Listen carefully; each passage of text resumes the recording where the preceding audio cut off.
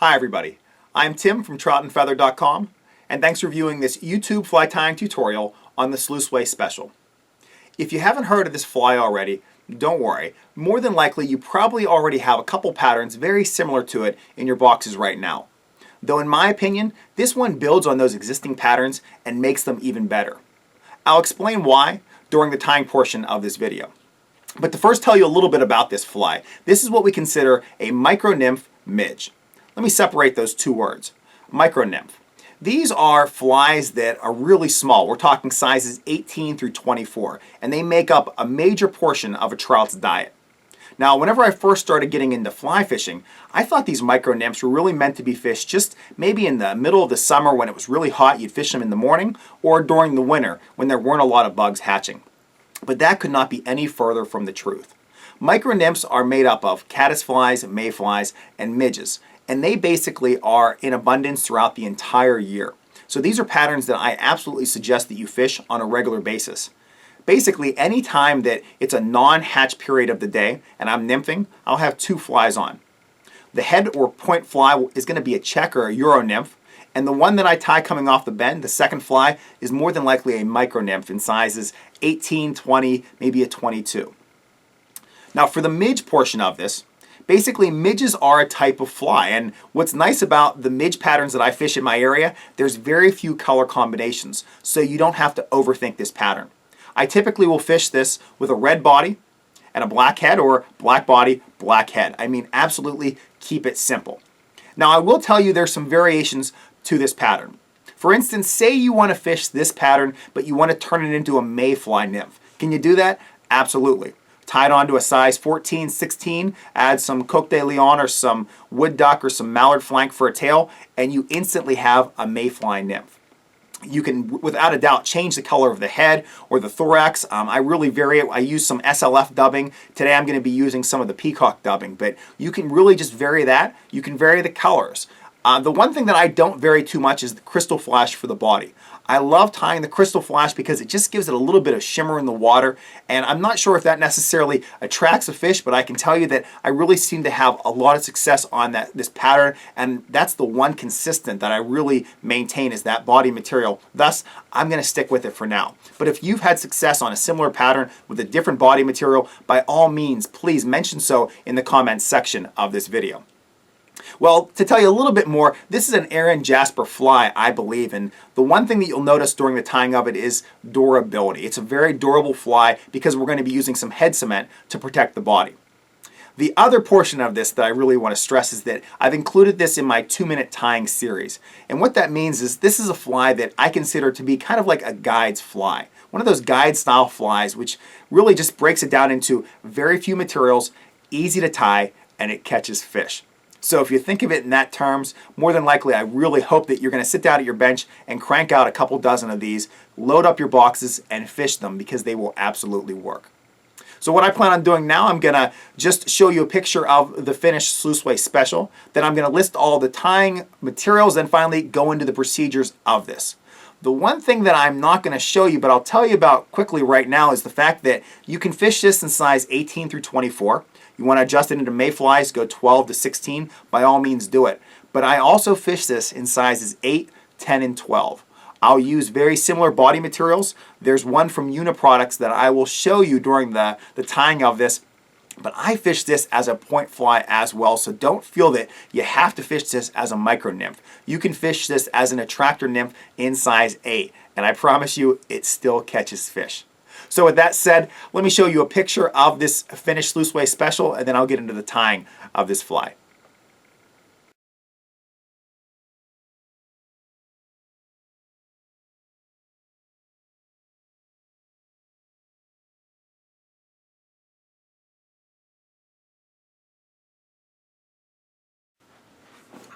All right, let's start tying the Sluiceway Special. In my Stonfo Cayman Vise, I have a hook from Allen Fly Fishing. This is their N203. It's a shrimp and caddis pupil hook, which has just got a great bend for this fly. It does have a barb, and I had to debarb this size 18 hook prior to adding my tungsten black bead. The bead is a 1.5 millimeter, and I really prefer that black color because I think it just looks perfect for the head on this midge pattern. For the color thread, it's going to be black, size 8/0, This is uni thread that I'm using. I'm going to start this just a little bit behind the bead. I don't want to crowd my tie-off point too much. The body material that I'm going to be using is red crystal flash. The other color that I mentioned is black. So those are the two primary colors that I'll use. But before tying in this red crystal flash, I did mention that I use kind of a secret fly slash material during the introduction, and that is this Axel Material from Uniproducts. This has a really great look to it, extremely useful as an attractor material. It comes off the spool in a braid. And what I do from that point is cut it in my strips and then separate those individual sections or individual strands. You can see they have some just great silver and blues and some really yellow golds to them. I'll tie this material in on sizes 8, 10, and 12 hooks. I think it just makes for a great point or anchor fly, and it's just served just a wonderful purpose of being an attractor fly for my heavy rig. But back to this Sluiceway Special and back to this midge pattern.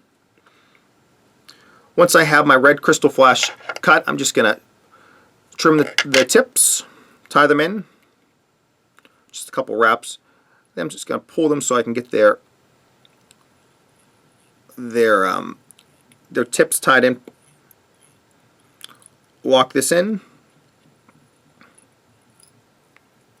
then start winding these strands forward. I believe I have 3 crystal flash strands in right now. I do not rib this pattern. By all means you can. If you're going to do that, I would recommend something like a hairline micro tubing or just simply some black thread. But I prefer to keep it simple.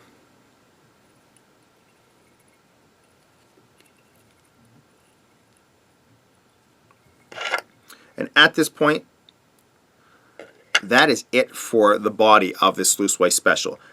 Now, the one part of it that I really prefer, and this is kind of what separates this pattern from others, is the fact that whenever I saw Aaron Jasper's pattern, he recommends taking some type of a head cement and coating the body with it. I'm going to be using this Sally Hansen, and this is really just a simple method.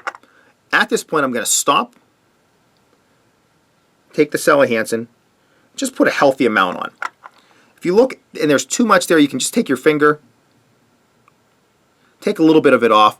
But for the most part, that head cement is going to evenly fill in completely around the hook, and that's all you have to do.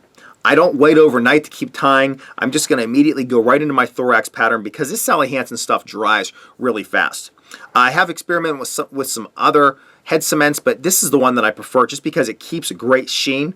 And if you wait 24 hours to fish this pattern, whenever you look at that body and whenever you kind of scratch it with your fingernail, it is extremely hard and very resistant. Thus, that's the reason why I continue to use this Sally Hansen. I'm not going to knock any other ones. This is the one that I feel most comfortable with. If you've attempted to use any other types of head cements for this purpose, let me know which ones you prefer in the comments section of this video. Well, moving along, I'm going to add my Thorax in. I'm going to be using some Peacock dubbing, the colors Peacock Bronze. I also like SLF, their dubbing, just the Nymph blend or their Squirrel blend in just black. But I recommend this one over it because it has a little bit more of a flash to it. You don't have to use a lot, less is definitely more on the Thorax.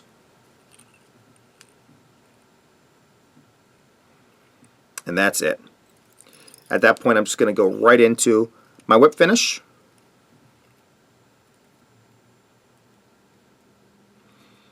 I'm going to put 2 in just to keep everything nice and secure.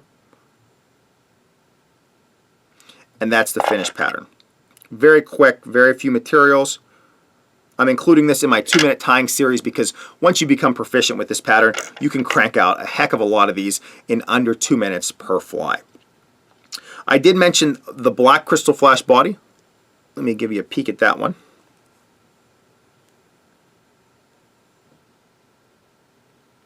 For this fly that I'm putting in, it's the exact same head that Peacock dubbing, Peacock Bronze head or Thorax, but the body is still black crystal flash.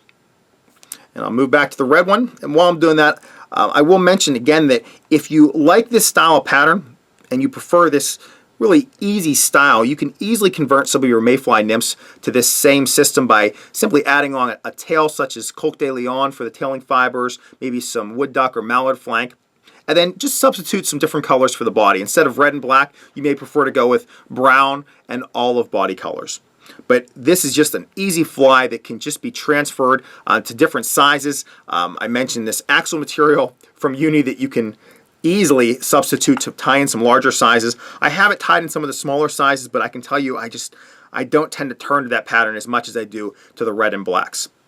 The other great thing about this, because I just recommend having it in those two colors, you can just tie a few in each size, in sizes 18 through 24, have them lining your boxes, and it won't take a lot of time and it won't take up a lot of space in your boxes either. Just a great pattern that I absolutely recommend you carrying around and fishing on a regular basis.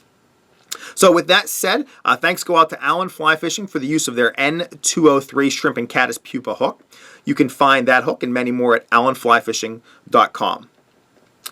If you'd like to view more of my YouTube fly tying tutorials, you can find them on my YouTube page or on my website, which is troutandfeather.com. I also have a Facebook page, which is Trout and Feather, and I encourage you to like that one.